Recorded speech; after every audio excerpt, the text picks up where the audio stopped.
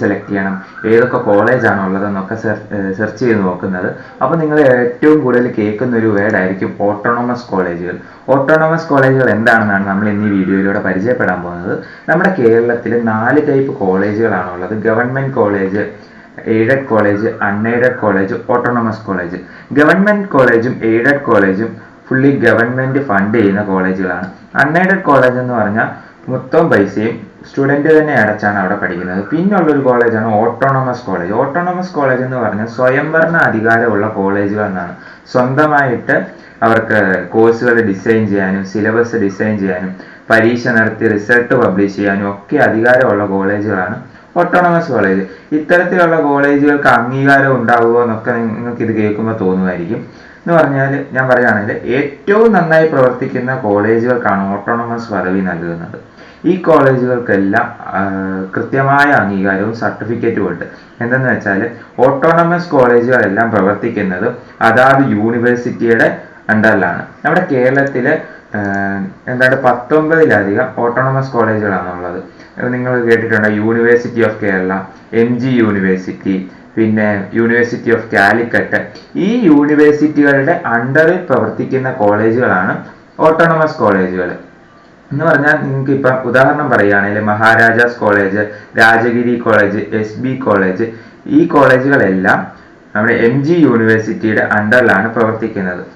ഇവർക്ക് പക്ഷേ ഓട്ടോണമസ് കോളേജുകൾക്ക് അവരുടേതായ കോഴ്സ് ഡിസൈൻ ചെയ്യാനും പരീക്ഷ നടത്താനുമുള്ള അധികാരം ഉണ്ട്.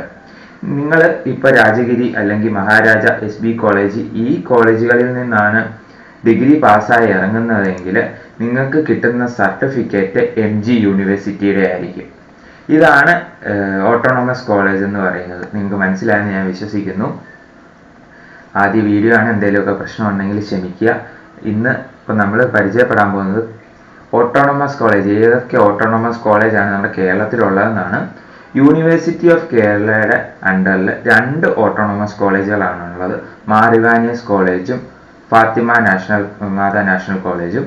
പിന്നെ MG യൂണിവേഴ്സിറ്റിയുടെ അടിയിൽ 10 ഓട്ടോണമസ് കോളേജുകളാണ് ഉള്ളത്: Assumption college, CMS college, Maharaja's college Ernakulam, Mar Athanasius college Kothamangalam, Marian college Kuttikkanam, Rajagiri college Kalamassery, Sacred Heart college, Saint Albert college, SB college Changanassery, Saint Teresa's college Ernakulam.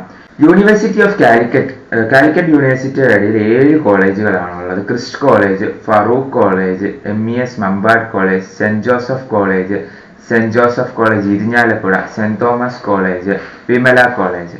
ഈ ഓട്ടോണമസ് കോളേജുകളുടെ അഡ്മിഷൻ പ്രോസസ്സ് എന്ന് പറയുമ്പോഴത്തേന് അവരുടെ സ്പെസിഫിക് വെബ്സൈറ്റിൽ, അവരുടെ സ്പെസിഫിക് കോളേജ് വെബ്സൈറ്റിൽ കയറിയാണ് നമ്മൾ ഓട്ടോണമസ് കോളേജുകളുടെ അഡ്മിഷന് വേണ്ടി അപേക്ഷിക്കേണ്ടത്. അത് നമ്മുടെ +2 റിസൾട്ട് വരുന്നതിന് മുമ്പ് തന്നെ ഈ കോളേജുകളുടെ ഒക്കെ അഡ്മിഷൻ പ്രോസസ്സ് സ്റ്റാർട്ടാവും. അതെല്ലാം ഓൺലൈൻ വഴിയാണ്. ഓരോ കോളേജിൻ്റെ വെബ്സൈറ്റിൽ കയറിയാണ് നമ്മൾ നമ്മുടെ ഡീറ്റെയിൽസ് സബ്മിറ്റ് ചെയ്യേണ്ടത്.